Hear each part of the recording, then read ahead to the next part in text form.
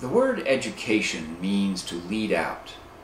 And this is largely what education aims to be, a process by which we lead our children out into the world and all its wonderful adulthood. When we say a child is left behind, we must ask where exactly this behind is. And where then is forward? Into what are we leading the ones who are not left behind?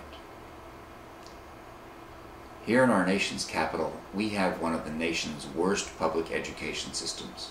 Instead of being a model for the country, we are an example of what not to do and how to not do it best. Since the implementation of No Child Left Behind, statistics have proven a direct correlation between income and performance on the mandatory caste testing. In other words, our poorer communities are also our poorest educated. Shocking!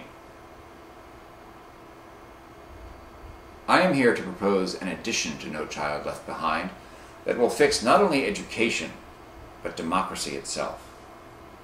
As your shadow senator, I will push for funds to implement Latin and Greek language training in every public school which fails the standardized castes.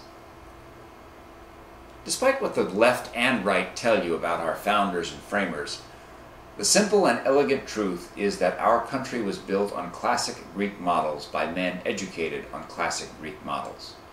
Men who spent their free time arguing not abortion and flag burning, but about translations of Thucydides. Men who knew Plato not from a textbook summary, but from actually reading the original text with their own eyes.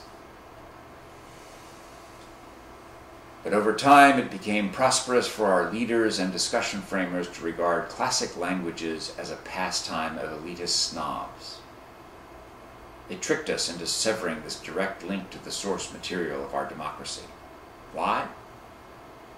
Because it's easier to condemn something out of hand than to deal with the difficult prospect of conversing with the populace on a level ground. With no access to the philosophical and intellectual basis of our nation, the masses have become reliant upon the politician, the expert, and the media head to define and interpret our political language for us. No Child Left Behind has been in place for 6 years. We already have the testing mechanisms functioning. We know right where we need to inject a bit of dead language. Instead of giving the underprivileged a welfare check, we give them privilege. The privilege to interpret for themselves our foundational texts. We will no longer need to rely on the rich minority's exploitative picture of democracy. Instead, we will have an America where the poorer majority tells that richer minority exactly what democracy means.